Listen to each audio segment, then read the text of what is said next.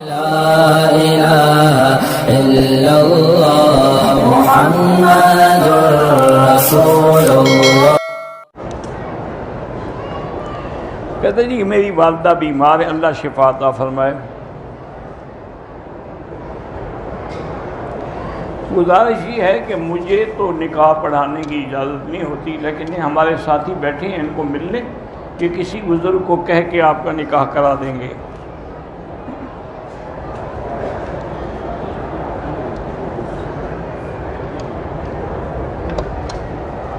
میاں بیوی عمرے پہ آئے، طواف مکمل کرنے کے بعد 2 رکعت بھی پڑھ لی، لیکن صفا مروہ کے 2 چکر لگا کے میاں نے بھی سر منڈوا لیا اور بیوی نے بال کٹے، بالکل ان پہ دم پڑ گئی۔ اس طرح یعنی صفا مروہ انہوں نے کی ہی نہیں، تو 7 چکر کرتے تھے۔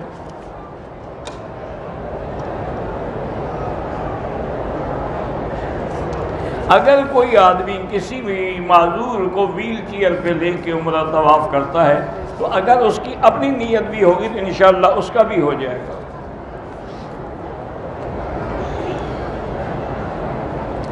بہرحال جنازہ ہو یا کوئی نماز ہو، امام کے آگے نہیں ہونا چاہیے۔ وتر نماز میں اگر دعائے قنوت نہیں پڑھی تو حنفی مسلک میں سجدہ سہو ہے، ان کے نزدیک دعائے قنوت واجب ہے۔ باقی ائمہ کے نزدیک دعائے قنوت سنت ہے، ان کے نزدیک سجدہ نہیں ہے۔ میری خالہ اور میرے نانا جان بیمار ہیں، اللہ شفا عطا فرمائے۔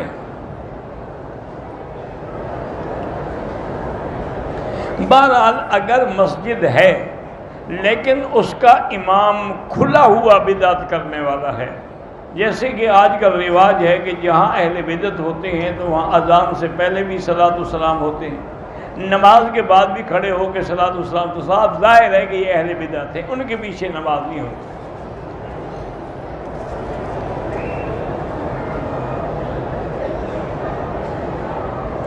بھئی اگر کوئی آدمی قرآن صحیح نہیں پڑھ سکتا اس کو امام نہ بنائیں۔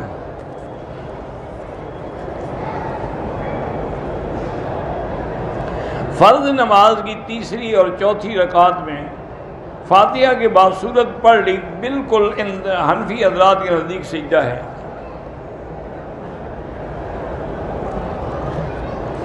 بالکل جب بھی حضور صلی اللہ علیہ وسلم کا ذکر آئے تو ہر مسلمان کو درود شریف پڑھنا چاہیے۔ اگر پورا درود شریف نہ بھی پڑھ سکے تو صلی اللہ علیہ وسلم۔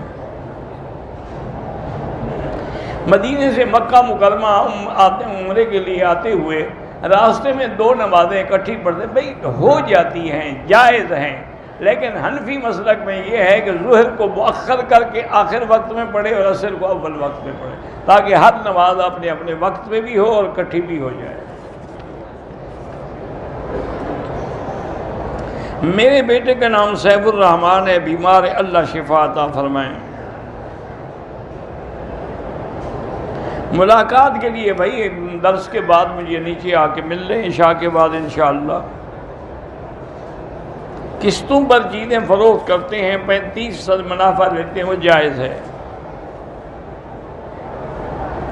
میرا لڑکا لاکھوں ریال کا مقروض ہے، اللہ اس کے قرض ادا فرما دے، اور جو بھی مقروض ہیں اللہ ان سب کے قرض ادا فرما دے، اور اس کے لیے جتنا استغفار پڑھیں گے انشاءاللہ تو اللہ مدد فرمائیں گے۔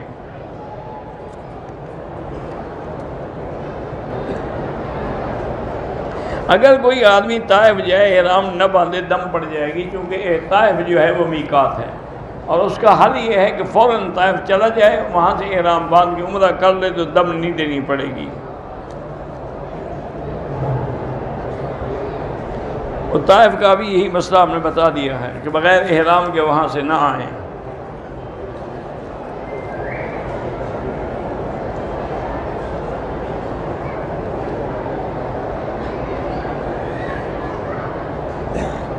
بہرحال اگر آپ کی لڑکی کا توبہ کریں، استغفار کریں، اللہ پاک آپ کو فتنے سے بچائے۔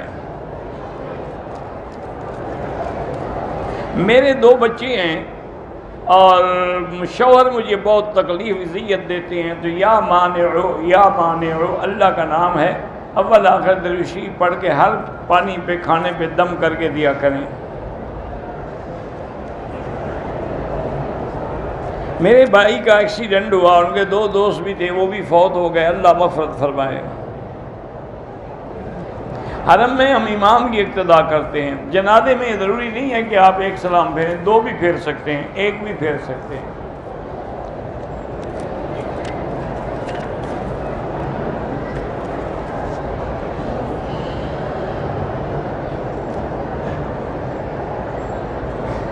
اگر قالین پہ ایسی شکلیں بنی ہوئی ہیں جو کسی جاندار کی ہیں تو اس پہ نماز نہ پڑھیں۔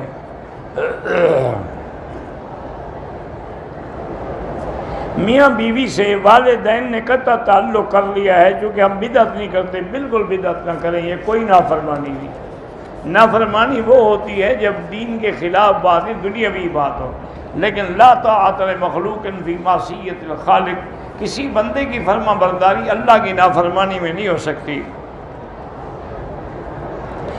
کمپنی والوں نے میرے پیسے روکے ہوئے ہیں، تو آپ حسبنا اللہ و نعم الوکیل زیادہ سے زیادہ پڑھ کے دعا کریں۔ ماموں اور مامی کے ساتھ لڑکی عمرے پہ آ سکتی ہے۔ سید خاندان کو زکوٰۃ دینا جائز نہیں ہے۔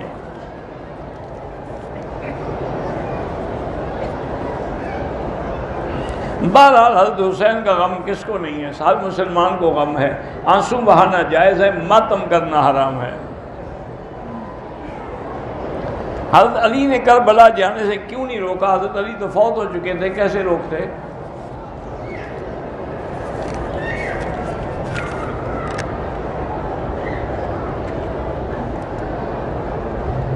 میں مدینے سے واپسی پر اپنے والد کے لیے عمرہ کر سکتا ہوں؟ کر سکتے ہیں۔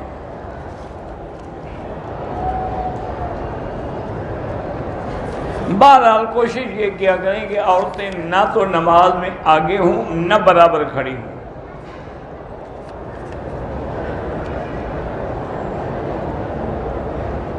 میاں بیوی ایک دوسرے سے 10 سال سے کنارہ کیے ہوئے ہیں، لازمی بات ہے کہ یا خاوند طلاق دے دے یا عورت جو ہے وہ خلو کر کے طلاق حاصل کرے۔ 10 سال بیٹھی رہے یعنی بغیر خاوند کے۔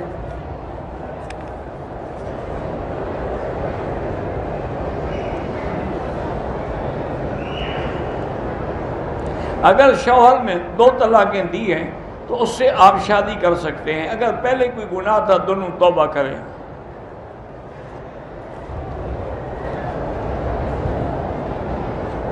لوگ مسجد میں بارش کے لیے دعا کرواتے ہیں، لوگوں سے پیسے لے کے حلوہ تقسیم کرتے ہیں، یہ حلوہ تقسیم کرنا ناجائز ہے۔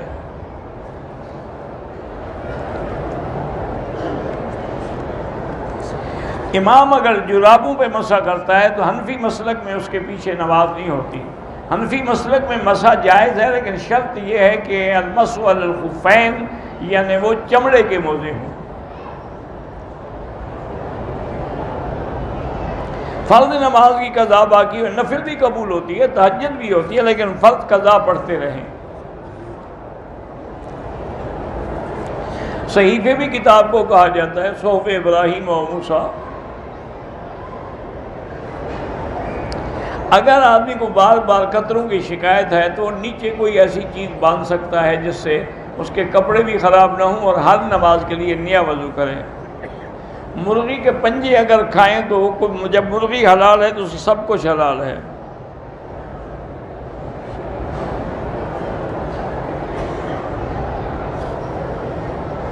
شریعت میں اس بات کی اجازت ہے کہ لڑکیاں مدارس میں پتہ نہیں کیا ہوتی ہیں، بہرحال مدرسے میں جا سکتی ہیں، لیکن کوشش کریں کہ لڑکیوں کے لیے لڑکیوں کا مدرسہ ہو، مردوں کا نہ ہو۔ میں نے تجارت کی برکت کے لیے مسجد میں بچوں کو مٹھائی تقسیم کی، ٹھیک ہے کوئی بات ہے، خیرات ہی ہے نا۔ منزل پڑھ سکتے ہیں، وہ تو قرآن کی صورتیں ہیں۔ میرے دوست کا بیٹا ہے، اس کی آنکھ خراب ہو گئی، اللہ شفا عطا فرمائے۔ ساس کو اور دادی کو امی کہہ کر بلا سکتے ہیں؟ ہاں بلا سکتے ہیں۔ میں نے بازار سے مسجد کے لیے قالین خریدی ہے، اس پر ہم نماز پڑھ سکتے ہیں؟ ہم پڑھ سکتے ہیں، پھر مسجد میں بھی بچھا دینا۔ دنیاوی تعلیم حاصل کرنا جائز ہے، لیکن شوہر اگر اجازت نہ دے تو پھر آپ نہ داخل ہوں۔ قضا نماز اسی طرح پڑھی جاتی ہے جیسے ادا پڑھتے ہو۔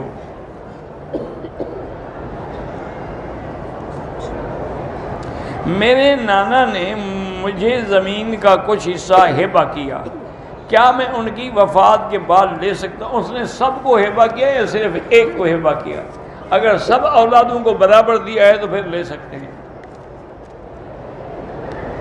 جمعہ کی نماز کے بعد کھڑے ہو کے جو صلاۃ والسلام پڑھتے ہیں وہ بدعت ہے، چونکہ اگر یہ سنت ہوتی تو سب سے پہلے صحابہ پڑھتے۔ مسجد میں اگر محفل نعت خوانی ہو رہی ہو، لیکن شرط یہ ہے کہ نعت میں کوئی شرکیہ الفاظ نہ ہوں، لوگ اس نعت خواں کو پیسے دیں وہ بھی کوئی بات نہیں۔ دوران طواف حتیم میں نفل نہیں پڑھ سکتے، پہلے طواف مکمل کریں۔ میرے بیٹے کو بلڈ کینسر ہے، اللہ شفا عطا فرمائے۔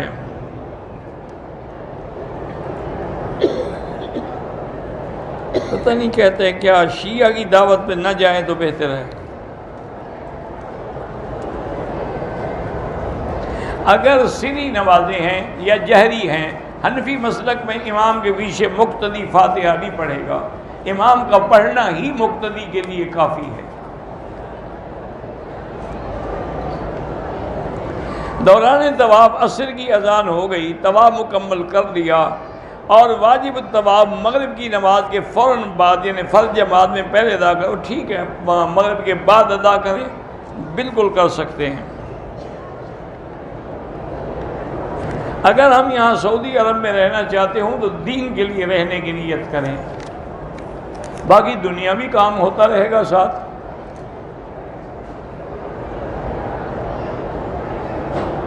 بچوں کا تو کوئی نہیں ہے، آپ نے جو احرام نہیں باندھا مدینے سے، آپ پر دم ہے، عمرہ بھی کریں اور دم بھی دیں۔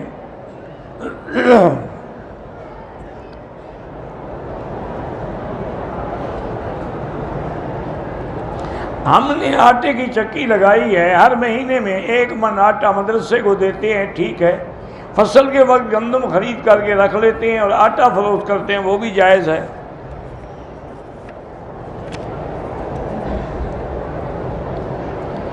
بیٹا ہے 15واں پارہ پڑھ رہا ہے، اس کا حافظہ کمزور ہے، تو دعائے حفظ جو کتابوں میں چھپی ہوئی ہے وہ پڑھ کے عمل کرے۔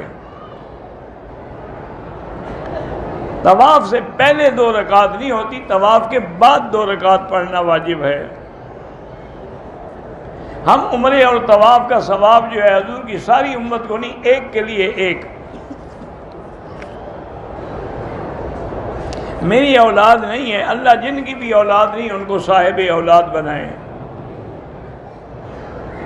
ہم نے پاکستان عمرہ کیا، سر کے بالوں پہ اس طرح پھیرا، پھر مسجد عائشہ سے ایک عمرہ کیا، مدینے سے واپسی پہ عمرہ کیا، سر کے بالوں میں 3 جگہ کٹ لگوائے۔ وہ کٹ کس کو لگوائے؟ جب اس طرح پھروا چکے تھے آپ تو کٹ چمڑے کو لگوائے تھے آپ نے، بہرحال دم پڑ گئی آپ پر۔ پاکستان نہیں دے سکتے، یہاں دینا ہوگا۔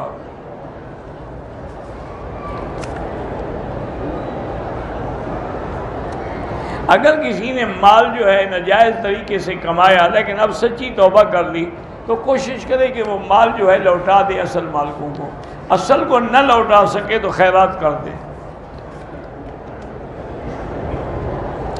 بیوی اگر ساس کی نافرمان ہو، اللہ اس کو ہدایت دے، اس کو پیار سے سمجھائیں، پیار سے قائل کریں۔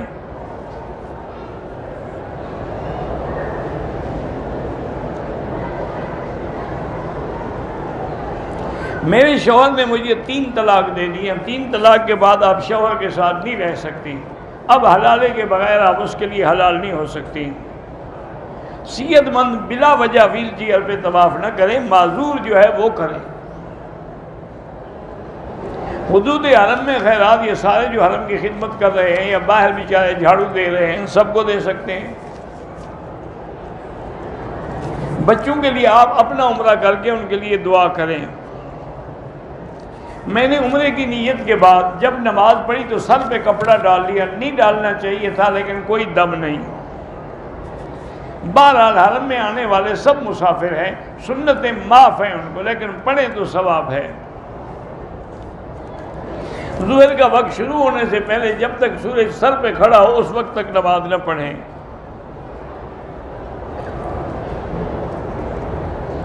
میرا بھائی انڈیا میں انگلش فلموں میں پتہ نہیں کیا کرتا ہے، اللہ اس کو ہدایت دے۔ بڑے جانور کی قربانی میں 7 حصے ہوتے ہیں، والدین کا بھی رکھ سکتے ہیں، حضور پاک صلی اللہ علیہ وسلم کے لیے بھی رکھ سکتے ہیں۔ عورت بھی نماز جنازہ پڑھ سکتی ہے اگر مسجد میں موجود ہے۔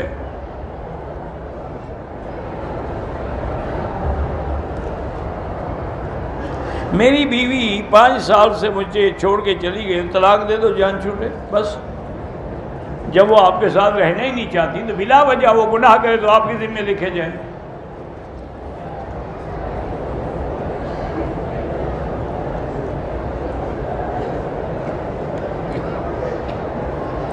میں جب ایئرپورٹ پر اتری تو مجھے ایسا لگ رہا تھا کہ مجھے بیت اللہ کا دیکھنا نصیب نہ ہوگا، دل پر سیاہی چھانے لگی۔ میں نے اخلاص سچے دل سے توبہ کر لی تو الحمدللہ دل ٹھیک ہو گیا، الحمدللہ، اللہ کا شکر ادا کریں۔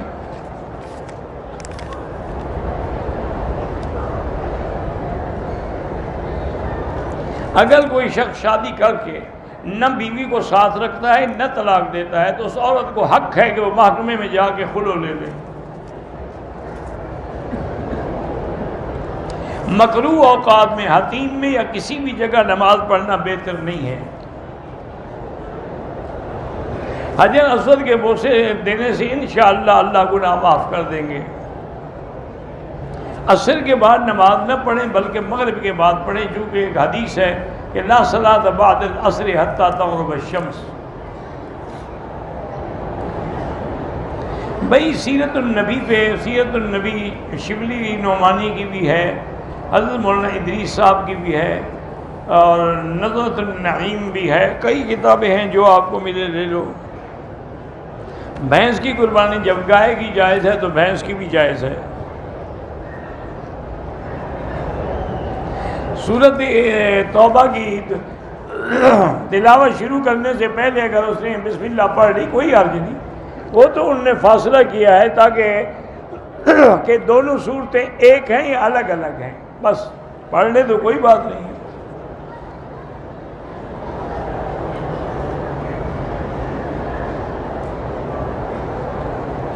بالکل اگر آپ عالمہ ہیں تو آپ اپنے شوہر وہ مزدور ہے جو اس سے طلاق لینے کی کوشش نہ کریں۔ اگر ایسی بات تھی اس سے نکاح بھی قبول نہ کرتی، کر لیا ہے تو وفاداری کرو۔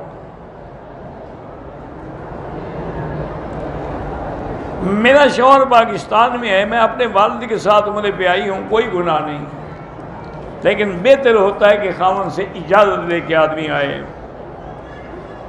استعاذہ میں ہر نماز میں تازہ وضو کرنا ہوتا ہے، کپڑا بھی پاک رکھنا ہوتا ہے، بلکہ یعنی ایسے حالات میں عورتیں پیمپر وغیرہ استعمال کر لیتی ہیں۔ کشمیر میں بھی اور پورے ہندوستان میں بھی ہندو ظلم کی حد کر رہے ہیں۔ اللہ تعالیٰ مسلمانوں کی جان مال آبرو عزت کی حفاظت کرے اور اللہ تعالیٰ ظالموں پر اپنی قدرت سے قہر نازل فرمائے۔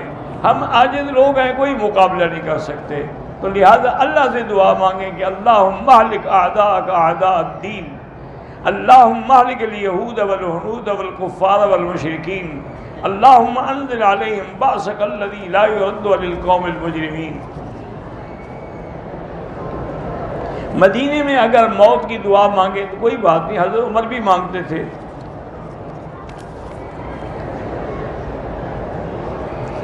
فرعون جو ہے وہ بہرحال دریا میں غرق ہوا ہے، قرآن نے دریا کا نام تو نہیں لیا، لیکن دلائل یہی کہتے ہیں کہ وہ نیل دریا تھا۔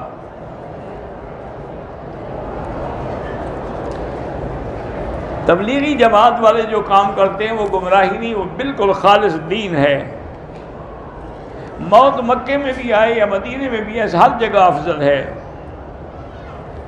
خواب میں کوئی اللہ کی زیارت کر سکتا ہے، خواب میں تو ممکن ہے۔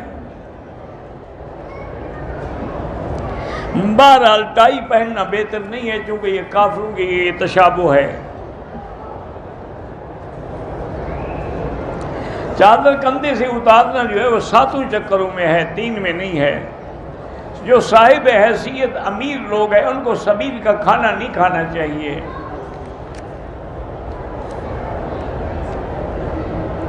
اگر میقات سے باہر رہتا ہے، میقات سے احرام باندھ کے عمرہ ادا کیا، دوبارہ عمرہ کیا، میقات سے احرام باندھے، میقات سے باندھ کے آئے۔ اگر طائف جائیں گے تو طائف سے واپسی پہ عمرہ ضروری ہے، وہ میقات ہے۔ صفا مروہ کے 7 چکر ہیں، صفا سے شروع کریں گے اور مروہ پہ 1 چکر، پھر واپس آئیں گے تو 2 چکر ہوں گے۔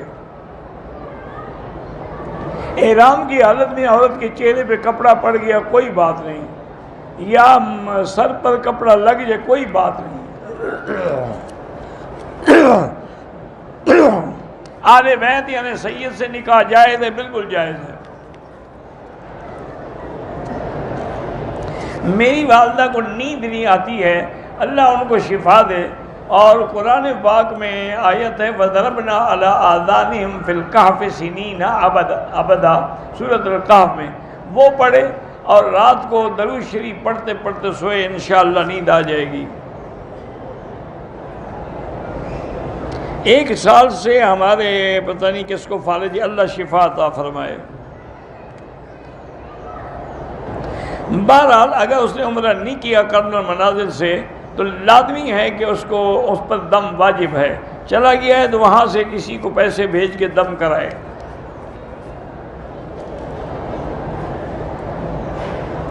بغیر سر مڑانے کے احرام اتار دیا اور بال نہیں کٹوائے، دم بھی پڑ گئی لیکن بال بھی کٹوائے فوراً، کیونکہ جب تک بال نہیں کٹوائے گا وہ احرام میں ہے۔ اگر روزے کی حالت میں عورت کو حیض آ جائے وہ روزہ نہیں ہوگا، کھا پی بھی سکتی ہے لیکن ادب سے، تاکہ لوگوں کے سامنے نہ کھائے پیے۔ مسجد عائشہ ہل ہے، عمرہ ہو سکتا ہے، میقات نہیں ہے۔ میرے خامن نے مجھے 3 طلاقیں دی ہیں، میں حاملہ ہوں تو 3 طلاقیں ہو گئی۔ حمل کی حالت میں طلاق دینا گناہ ہے، لیکن یہ نہیں کہ طلاق نہیں ہوگی۔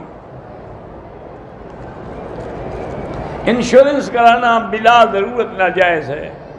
مسجد میں بغیر ضرورت کے کہ ہماری کوئی چیز گم ہو گئی یہ اعلان کرانا بھی ناجائز ہے۔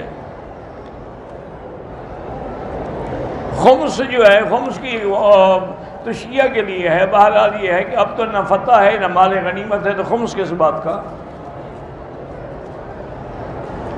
اگر ہمارے پاس پیسے نہ ہوں اور دم پڑ گئی، کل واپسی ہے، وہاں سے پیسے بھیج کے بھی کروا سکتے ہیں۔ صبح کی نماز کے بعد، عصر کے بعد نماز نہ پڑھیں، بعد میں نماز پڑھیں، چاہے قضا ہو یا ادا ہو، واللہ اعلم۔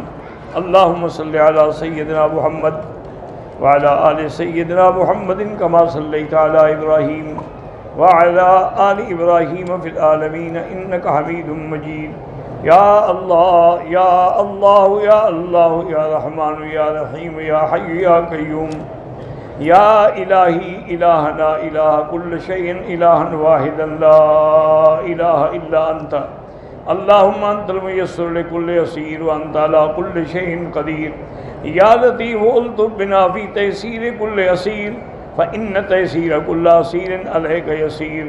اللہم یسر امورنا و امور اولادنا و اخواننا و اخواتنا و بناتنا و امور من نوصانا و استوصانا و امور المسلمین۔